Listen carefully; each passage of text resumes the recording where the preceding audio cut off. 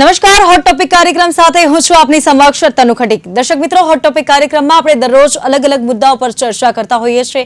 આજે વાત કરીશું અમદાવાદના આનંદનગર વિસ્તારમાં જે દુષ્કર્મની ઘટના બની તે બાદ એક પછી એક ચોંકાવનારા ખુલાસા થઈ રહ્યા છે। હવે એક નવો ખુલાસો થયો છે કે જે સિક્યુરિટી એજન્સી હતી તેનું લાયસન્સને લઈને મુદ્દો ગરમાયો છે। મહત્વનું છે કે સિક્યુરિટી એજન્સીનું લાયસન્સ કેન્સલ થઈ ગયું હતું, લાયસન્સ એક્સપાયર થયું અને લાયસન્સ રિન્યુ કરવા માટે પ્રોસેસ પણ નહોતી કરી। એ મામલે આજે ચર્ચા કરીશું અને ખાસ સિક્યુરિટી એજન્સીમાં જ્યારે કોઈ પણ વ્યક્તિને નોકરી આપવામાં આવે છે, બેકગ્રાઉન્ડ વેરિફિકેશન હોય કે પછી અન્ય કોઈ પણ કામગીરી હોય, ડોક્યુમેન્ટ હોય, પ્રૂફ રીડિંગ હોય, તે તમામ કામકાજ કઈ રીતે થાય છે તે મુદ્દે ખાસ આજે આપણે હોટ ટોપિક કાર્યક્રમમાં ચર્ચા કરીશું। આ ચર્ચામાં આપણી સાથે બે ગેસ્ટ જોડાઈ ગયા છે। આપણી સાથે ઉપસ્થિત છે એડવોકેટ ઉમેશભાઈ પંચાલ અને ફિલ્ડ ઓફિસર ઇન્દ્રા સિક્યુરિટીમાંથી વીકે કલાલ। વિમલભાઈ અને ઉમેશભાઈ, આ બંનેનું નિર્માણ ન્યૂઝ પર સ્વાગત છે। જી, શરૂઆત કરીએ પહેલા તો કે આ જે ઘટના બની અમદાવાદમાં દુષ્કર્મની ઘટના બની તે બાદ ઘણી બધી જે છે તે સ્ત્રીઓ છે, જે દીકરીઓ છે તે ચિંતામાં મુકાઈ છે, પરંતુ એક સવાલ જે ઉઠી રહ્યો છે સિક્યોરિટીને લઈને ક્યાંક સવાલ ઉઠે છે। હવે જે સિક્યોરિટી એજન્સી હતી તેના લાયસન્સને લઈ મામલો ગરમાયો છે। તો પહેલા તો જે લીગલી પ્રોસેસ હોવી જોઈએ, લાયસન્સ એક્સપાયર થઈ ગયું તેમ છતાંય રિન્યુની પ્રોસેસ નહીં કરવામાં આવી। ઉમેશભાઈ, શું કહેશો? ચોક્કસ તનુબેન, આ બહુ મોટી ખામી છે, કારણ કે સિક્યુરિટી જોઈએ છે કે અવારનવાર ઘણી બધી એવી ઘટનાઓ બનતી હોય છે અને ખાસ અમદાવાદ જેટલા એક જે મલ્ટીનેશનલ સિટી કઈ મલ્ટી સ્ટેટ એક મોટું સિટી કહી શકાય એવા સિટીની અંદર સિક્યુરિટી ખૂબ મહત્વનો ભાગ ભજવતો હોય છે। નોર્મલ સિક્યુરિટી આપણે રાખતા હોય છે આપણા કોઈ પણ ધંધા વ્યવસાયની સિક્યુરિટી અર્થે, પરંતુ હવે વસ્તુ એ બની રહી છે કે આટલા મેટ્રો સિટીની અંદર જે સ્ત્રીઓ છે એ આજના જ સમયની અંદર એક પરિવારની અંદર એક આવકથી ઘર નથી ચાલતું, ત્યારે આવી બેન દીકરીઓ કે જે આવકના સ્ત્રોત માટે નોકરી તરફ ઢળે છે। આપણે સૌ જાણીએ છીએ કે 8 કલાકની નોકરીની અંદર એનો સમય ઘણી જગ્યાએ 6 વાગ્યા કે 7 વાગ્યા સુધીનો હોય છે, એટલે સિક્યુરિટી બહુ મહત્વનો ભાગ ભજવતો છે। અને આવી જે બનાવ બનવાની પાછળ જે સિક્યુરિટીનો જે લૂપહોલ છે એ આપણે જોઈ લીધું કે એના કારણે કેવા ઘાતક પરિણામો આપણે ભોગવી રહ્યા છીએ કે એક દીકરીની જિંદગી વેડફાઈ ગઈ। તો સિક્યુરિટીની અંદર આજે બનાવની અંદર એનું લાયસન્સ નહીં હતું, લાયસન્સ રદ થઈ ગયેલું, એ ખરેખર બહુ મોટી ગંભીર બેદરકારી છે। કદાચ જો એ બેદરકારીને અગાઉ એના નોર્મ્સ પ્રમાણે જો ધ્યાનમાં આવી ગયું હોત અને એ ખબર હોત કે આનું રિન્યુઅલ લાયસન્સ છે, તો ચોક્કસ આવા જે હવસખોરો વ્યક્તિઓ છે એવા વ્યક્તિઓની અંદર જગ્યા ના હોત અને કદાચ આ દીકરીનો જીવ બચી શકત। તો કહેવાનું એ છે કે હજુ પણ આ એક બનાવ દુઃખદ બનાવ છે, આપણને બધાને ખૂબ જ દુઃખ છે કે આવું ઘટના ના બનવી જોઈએ, પરંતુ આની અંદરથી સિસ્ટમ એક શીખ લેવી જોઈએ। દર વખતે કંઈક બને અને પછી આપણે શીખ લઈએ એની કરતા આ બનાવની અંદર જેમ તક્ષશિલા થયું, જે બાળકોનો ભોગ લેવો એની બાદ સિક્યુરિટીની અંદર ફેરફારો થયા, એ જ રીતના આવી સિક્યુરિટી કે જે એક સિક્યુરિટી ગાર્ડ હોય છે એની પર આખી બિલ્ડિંગ, આખું જે કેમ્પસ હોય એના પર એક ટ્રસ્ટ રાખવામાં આવતો હોય છે। આવા જ વ્યક્તિઓ જો મિસયુઝ કરી ને આવા ગેરકાનૂની પ્રવૃત્તિઓ કે દીકરીઓનો ભોગ લેતા હોય આ બહુ ગંભીર વિષય છે। તો આને એક નવી એસઓપી તરીકે ડેવલપ કરવું જોઈએ ને ખાસ જ્યાં બેન દીકરીઓ આવતી હોય છે, જોબ માટે જતી હોય છે, તો એ જગ્યા માટે કંઈક નવા રૂલ્સ રેગ્યુલેશન બનાવવા પડશે, કારણ કે તે એક સિક્યુરિટી ગાર્ડના ભરોસે જ ત્યાં અંદર કંપનીમાં જતી હોય છે, આવતી હોય છે, નોકરી કરતી હોય છે। તો આને એક બનાવને એક ગંભીરતાથી લઈ અને સરકારે ખૂબ જ એસઓપી બનાવી જોઈએ અને કડકાઈને ચોકસાઈથી આવા વ્યક્તિઓને એવા વ્યક્તિઓની અંદર નિમણૂક કરવી જોઈએ કે જેનાથી બેન દીકરીઓ સુરક્ષિત રહી શકે। જી વિમલભાઈ, આપને પૂછવા માંગીશ કે અત્યારે જે આ દુષ્કર્મની ઘટના બની છે તે બાદ જે ચોંકાવનારો ખુલાસો થયો છે કે સિક્યુરિટી એજન્સીનું લાયસન્સ એક્સપાયર થઈ ગયું હતું અને લાયસન્સ રિન્યુ કરવા માટે પણ પ્રોસેસ નહીં કરી। હવે આવું કેવું છે કે જે સિક્યુરિટી આપવા માટે જે લોકોને રાખવામાં આવે છે તે જ સિક્યુરિટી નથી આપી શકતા અને જે આ ઘટના બની છે તે બાદ ક્યાંક લાયસન્સને લઈ મામલો ગરમાઈ રહ્યો છે। તો આપ ઇન્દ્રા સિક્યુરિટીમાંથી છો અને ફિલ્ડ ઓફિસર તરીકે આપ કામ કરી રહ્યા છો, તો જે લાયસન્સને લઈ જે પ્રોસેસ હોય છે તે વિશે થોડું સમજાવજો। એમાં એવું કે પહેલા તો બેદરકારી જ છે સિક્યુરિટી કંપનીની, કેમ કે પહેલા તો લાયસન્સ એનું રદ થયું તો એ બરાબર પ્રોપર ધ્યાન જ નથી આપતો। આ ઘટના બની એનામાં બી એને કંઈક લૂઝ પોઈન્ટ હશે જ કંપનીના, એટલે પહેલા તો ડાયરેક્ટરી લગાવીને ફિલ્ડ ઓફિસરથી લગાવીને સુપરવાઇઝરથી બધાને ધ્યાન આપવું જોઈએ। પહેલા જયારે ગાર્ડને ભરતી કરવામાં આવે છે ત્યારે ટોટલ એનો બાયોડેટા ચેક કરવામાં આવે છે એ ક્યાંનો વતની છે, યુપી, એમપી, બિહાર, રાજસ્થાન જે બાજુનો હોય, પરદેશી છે, લોકલ છે, ગુજરાતી છે, તો એનું પહેલા ટોટલ બાયોડેટા એનું ચેક કરવામાં, એનો ઇલેક્શન કાર્ડથી લગાવીને ઘરની આજુબાજુનું બધું જોઈએ, અને એનું આઈ કાર્ડ બી જોઈએ, ત્યાંની પોલીસ વેરિફિકેશન, ત્યાંની અમારી કંપની અત્યારે એની વેરિફિકેશન બહારનો હોય તો તેનું બી વેરિફિકેશન કરાવવું પડે, ત્યાંના બી સર્ટી અમે માંગીએ છીએ, પછી જ એને નોકરી રાખ્યું. અત્યારે આમની બેદરકારી સામે આવી છે કે આ લોકો ધ્યાન આપ્યું નહીં અને માણસને કોઈકના ઓળખાણથી લાઈને બેહાડી દીધો. આધાર કાર્ડ તો તમને ખબર છે કોઈ મહત્વ નથી આધાર કાર્ડનું હવે અત્યારે. એટલે આ લોકો આવી રીતે લઈ લેતા હોય છે. એમને શું ઇમરજન્સી હોય છે તો કે ભાઈ અહીંયા મારે પોઈન્ટ ખાલી, ચલો આનો એક તારો કોક લાય તો પેલો બીજો માણસ આપી દે, અને તે પેલા પોઈન્ટ ઉપર મૂકી દીધો, કોઈએ ચકાસણી કરી નહીં, અને આમાં આ બનાવ બન્યો છે. તો આની બહુ પહેલાથી ચેક કરાવવું પડે ખાસ કરીને. જી ઉમેશભાઈ, જે આ ઘટના બની છે તે બાદ જે દીકરીઓ છે, જે અન્ય શહેરો છે, છેવાડાના ગામડાઓ છે, દૂર દૂરથી આવીને રહેતી હોય છે, અહીંયા રેન્ટ પર રહીને ક્યાંક તે દીકરીઓ પોતાના સપના પૂરા કરવા માંગતી હોય છે, જ્યારે આવી ઘટનાઓ બને છે માતા પિતાઓ પણ ચિંતામાં મુકાઈ જતા હોય છે. તો આવી કોઈ ઘટના બનશે ત્યારે લીગલી કઈ રીતે લડત લડવી દીકરીઓએ, શું કહેશો? ચોક્કસ બાબતે કાયદાની ઘણી બધી સારી કડકાઈ હમણાં જોવા મળી. ખાસ ગણીએ તો આઈપીસી બાદ નવો બીએનએસ કાયદો આવ્યો તો એની અંદર સ્ત્રીઓના જે થતા અત્યાચાર છે કે એમની વિરુદ્ધ પણ તકલીફો થાય છે તો એની વિરુદ્ધના કાયદાઓ બહુ કડક જ છે. તો ખાસ જ્યારે કંઈ પણ આવો બનાવ બને છે ત્યારે તકલીફ એ થતી હોય છે કે કાયદાઓની બધાને ખબર છે, પરંતુ આવી દીકરીઓ ડરતી હોય છે કે શું હું પોલીસ કરીશ, શું હું કોઈ ફરિયાદ કરીશ તો મારી ઉપર કઈ ખોટા એલિગેશન લાગશે કે મારી ઉપર જ કોઈ આરોપ લાગશે. ઘણા બધા કાયદાઓની દીકરીઓને ખબર હોતી નથી. તો કે આ શો મારફત હું એટલું કહેવા માંગુ છું કે બેન દીકરીએ ડરવું ના જોઈએ. અત્યારે એટલા ગંભીર ને બહુ કડક કાયદાઓ છે કે તેમણે સૌ પ્રથમ જઈ નજીકના પોલીસ સ્ટેશનની અંદર જવું જોઈએ. નજીકના પોલીસ સ્ટેશનની અંદર જે આપણે અમુક ફિલ્મી જોઈએ છે એવું કઈ વાતાવરણ હોતું નથી. ખાસ કાયદાઓની અંદર સ્ત્રીઓ માટે અલગ પોલીસ સ્ટાફ હોય છે, લેડીઝ પોલીસ સ્ટાફ હોય છે, એમને જાણ કરવાની હોય છે, એ દ્વારા તપાસ થાય છે, એમની દ્વારા ફરિયાદ લખાય છે. એટલે એ ડર એમને કાઢી નાખવું છે. અને બીજું હેલ્પલાઇન પણ છે, મહિલા હેલ્પલાઇન છે, જે અત્યારે બહુ સરસ આપણે 108 ની જગ્યાએ કોમન 100 ની જગ્યાએ કોમન હેલ્પલાઇન બની ગઈ છે. તો કોમન હેલ્પલાઇનનો ઉપયોગ કરવો જોઈએ. અને આ દરેક હેલ્પલાઇનની અંદર એક દીકરીને એવો ડર હોય છે કે હું કંઈ પણ આવી ફરિયાદ કરીશ તો મારે પોલીસ સ્ટેશનના ધક્કા થશે, મારે કોર્ટ કચેરીના ધક્કા થશે, કે મારી ફરિયાદની અંદર કઈ એવી ગંભીરતા છે કે એવી વસ્તુ છે કે જેને હું કોઈ પુરુષ સામે કહી નથી શકતી અને ફરિયાદ નોંધાતી નથી. પરંતુ એ વાત ખાસ જાણવી જોઈએ કે આપણા કાયદાઓની અંદર જ્યારે આવા સ્ત્રીઓ કે બેન દીકરીઓ વિરુદ્ધ કંઈ પણ ગુના થતા હોય છે તો એમની માટે સ્પેશિયલ મહિલા અને ઇન્વેસ્ટિગેશન, મતલબ મહિલા જે ફરિયાદ લખતી હોય છે એમણે ડર કાઢી લેવો જોઈએ. અને એમણે ત્વરિત જે અત્યારે હેલ્પલાઇન છે 100 ની જગ્યાએ નવી હેલ્પલાઇન છે એની ઉપર કોન્ટેક્ટ કરવો જોઈએ. આ પછી મહિલા હેલ્પલાઇન પર કોન્ટેક્ટ કરવો જોઈએ. અને હજુ પણ જો ગંભીરતા વધારે હોય નજીક પોલીસ સ્ટેશન જઈ ને ત્યાં એક સામાન્ય ફરિયાદ કરશે તો આવા બનાવોનો અટકાવી શકાશે. એટલે કહેવાનો મતલબ એમ છે કે બેન દીકરીએ ડરવું ના જોઈએ. કાયદાના એક રક્ષણ તરીકે ઉપયોગ કરી સૌપ્રથમ એમને ઘરની બહાર નીકળી અને ફરિયાદ કરવી જોઈએ કે જેનાથી આવા જે હવસખોરો છે એની સામે એક્શન ત્વરિત આપણી પોલીસ ખાતું લઈ શકે છે. ને એના લીધે જ આપણે આવા બનાવો અટકાવી શકીએ છીએ. જો એને તમે એક રીતે સ્વીકાર્યા કરશો ને એની સામે આપણે કઈ ફરિયાદ જ ના કરીએ તો આવા વ્યક્તિઓને એક જોશ મળે છે ને એમને કાયદાનો ડર રહેતો નથી. એટલે સૌ પ્રથમ તો બેન દીકરીઓ ડર્યા વગર, કે જે આપણા સરકાર દ્વારા બહુ સારી એવી હેલ્પલાઇન સ્ટાર્ટ કરવામાં આવી છે, મહિલા પોલીસ સ્ટેશન છે, ત્યાં જઈને ત્વરિત ફરિયાદ કરવી જોઈએ. જી ચોક્કસથી.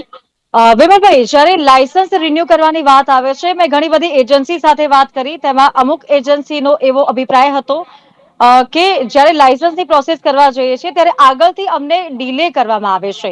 તો જે લાયસન્સ માટે જે ડીલે થાય છે તેના કારણે પણ ઘણો આ મુદ્દો ગરમાયો છે. બેકગ્રાઉન્ડ વેરિફિકેશનને લઈ ખાસ મારે પૂછવું છે, કેમ કે આમાં કેવું છે, અમદાવાદમાં કોઈ પણ સિક્યુરિટી ગાર્ડને નોકરીમાં રાખે છે ત્યારે તે પરપ્રાંતીય હોય છે, તો તેનું બેકગ્રાઉન્ડ વેરિફિકેશન કેવી રીતે થાય છે? એટલે બેકગ્રાઉન્ડ તો એનું ચેક કરવું જ પડે. કોઈકના થ્રુ જ આપણે લઈએ. દાખલા તરીકે મારી જોડે 50 ગાર્ડ છે કે 100 ગાર્ડ છે તો ગાર્ડના થ્રુ જ અમે બહારગામથી ગાર્ડમાં મંગાવતા હોઈએ છીએ. પણ પછી કોઈકની જોડે બાયોડેટા એનો પૂરો ના હોય તો પછી એની બેકગ્રાઉન્ડ તપાસ કરીને ત્યાંથી વાયા ફોન કરાવીને પછી બી વેરિફિકેશન અમે અમારી રીતે કરતા હોઈએ છીએ. અને પોલીસમાં બી અમે એની ફાઇલ આપતા હોઈએ છીએ વેરિફિકેશનની. પણ આજે ઘટના બની છે તો બહુ શરમજનક છે. એમની બેદરકારી તો સામે આવી જ છે. અને એસઓજીમાં બી જોવા જઈએ તો આપણે લાયસન્સ આપીએ તો એમની પ્રોસિજરની જ્યાં સુધી પતશે નહીં ત્યાં સુધી એ લોકો લાયસન્સ પ્રોવાઈડ કરતા નથી. અને અત્યારે નવા લાયસન્સમાં તો બહુ જ પ્રોબ્લેમો ઉભા થાય છે. જૂના લાયસન્સો છે એમના રિન્યુ થવામાં બી તકલીફો તો ઉભી થાય જ છે જઈએ ત્યારે.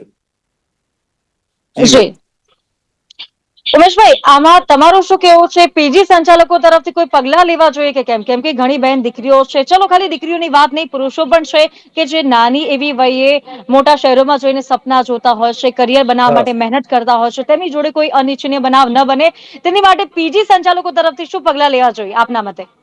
પીજી વાળાએ બધો એમનો ચોક્કસ ટોટલ જે ચોક્કસ સ્ટાફ, હા, સોરી, ચોક્કસ પીજી સંચાલકોએ આ બાબતે ગંભીરતા લેવી જોઈએ, કારણ કે અત્યારે જે રીતના જોઈએ છે કે એક સારું શિક્ષણ લેવા માટે દરેક જી વિદ્યાર્થી જે પોતાના ગામથી શહેરી તરફ જાય છે, અને શહેરી તરફ જવા માટે એને જયારે પોતાના બજેટ પ્રમાણે એક પીજી ની અંદર રહેવું પડતું હોય ને, ત્યાં ઘણા બધા વિદ્યાર્થીઓ સાથે રહેવું પડતું હોય છે.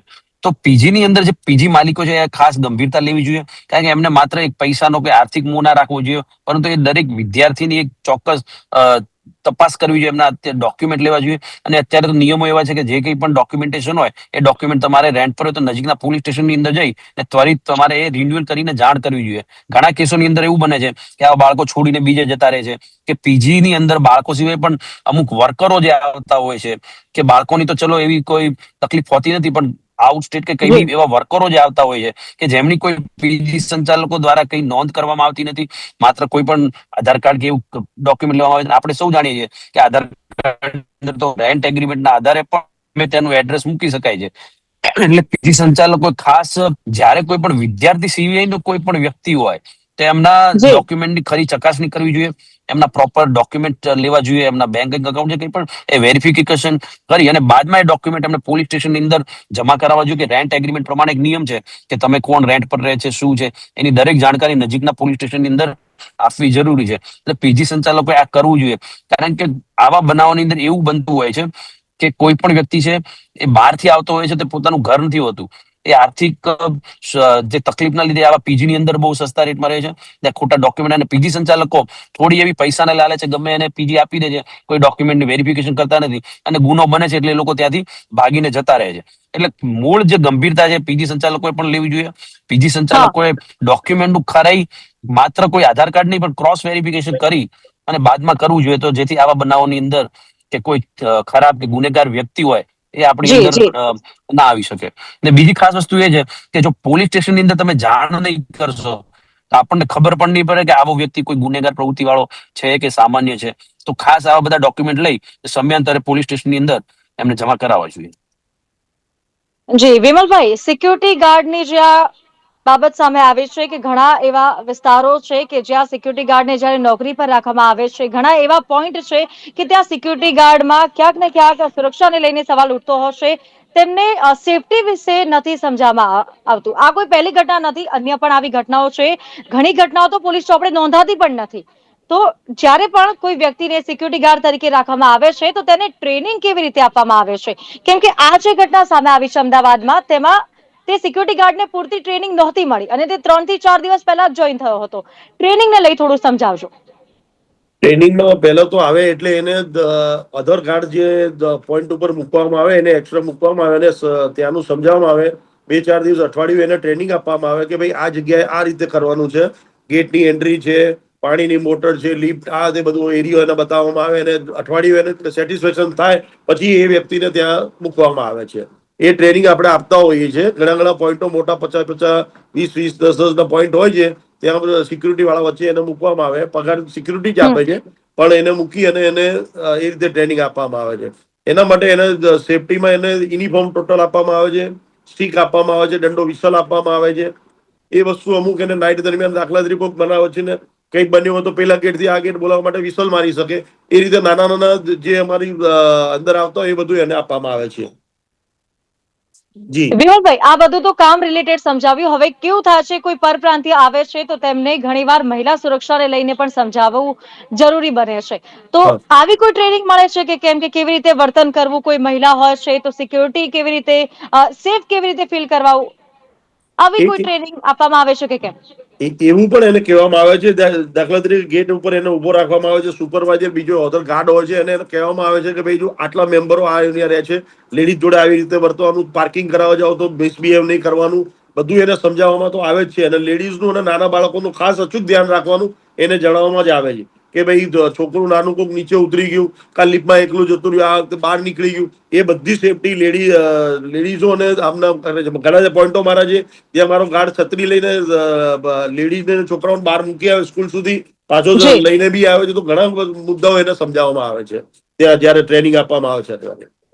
એના પછી જ એને ત્યાં એ પોઈન્ટ ઉપર સેટિસ્ફેક્શન થયા પછી જ એને મૂકવામાં આવે છે. પણ જી બેન.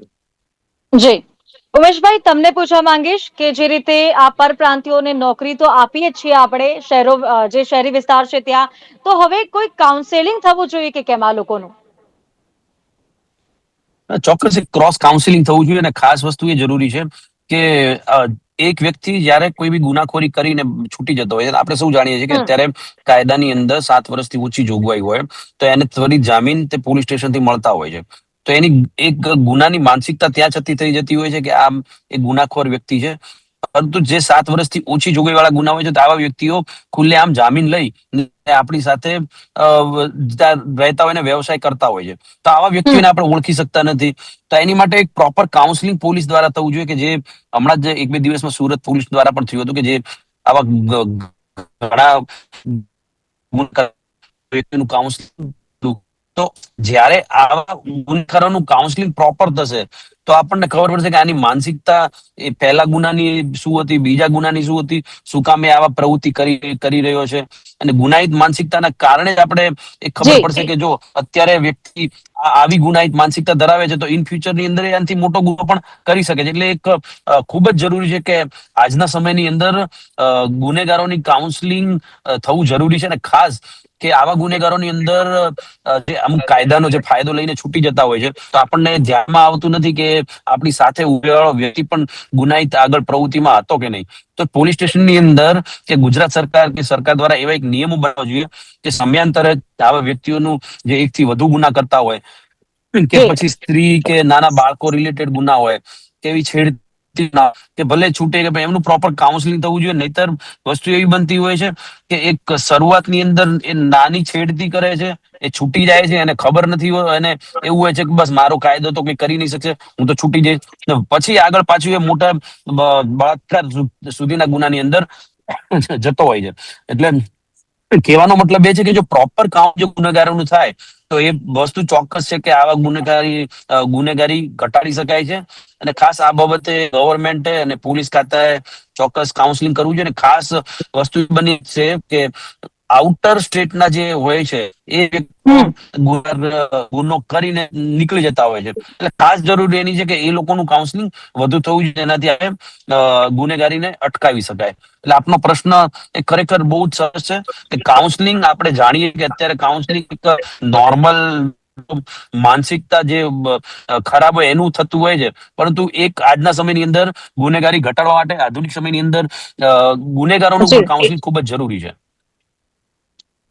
જી વિમલભાઈ, આમને પૂછવા માંગીશું કે જે પણ કોઈ વ્યક્તિને જ્યારે નોકરી રાખવામાં આવે છે ત્યારે ઘણીવાર એવું થાય છે, કોઈ પણ ઘટના બને ને તે બાદ ખુલાસો થાય છે કે તે વ્યક્તિ અગાઉ પણ જે ગુનાખોરીમાં સંડોવાયેલો હતો, તેની પર 2 કે 3 કેસ હતા પહેલા પણ.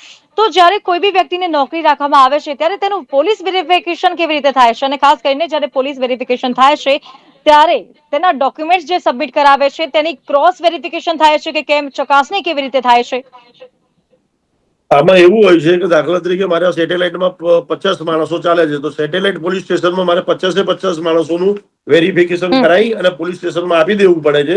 એ લોકો પછી એમની રીતે બી કરી લે છે. આખી ફાઇલ એમની જોડે હોય છે પોલીસ સ્ટેશનમાં, અને અમારી ઓફિસમાં બી હોય છે, એક યુનિટ ઉપર બી હોય છે. આ રીતે બધા એરિયામાં એરિયા વાઇઝ અમે વેરિફિકેશન કરાવતા હોઈએ છીએ, અને પોલીસ બી એ ચકાસણી કરતા જ હોય છે. પણ જે ગંભીર ગુનાઓ કરીને આચરીને આવેલા હોય છે એ લોકો તો પહેલાથી જ અમે નોકરી રાખતા નથી. વાયા મીડિયા ખબર અમને પડી જ જાય છે. અધર પરદેશી છે તો એનું ખાસ ચકાણી કરી, ગુજરાતી હોય તો એકવાર આપણે જોઈ લઈએ કે ભાઈ આ એરિયાનો છે તો આટલું છે, તો એટલું બધું હશે નહીં એનું કદાચ. પણ જે પરપ્રાંતીય છે એમના આવું ઘણી વાર બને છે કે ગુના આચરેલો હોય અને પછી વાયા અમને ખબર પડે તો અમે એમને નોકરી નથી રાખતા. એટલે અમે ચકાસી કમ્પ્લેટ એમનું જોઈ બાયોડેટા, અને એનું કમ્પ્લીટ ફોર્મ ભરી ક્વોલિફિકેશન પછી જ નોકરી રાખતા હોઈએ છીએ. હા બેન.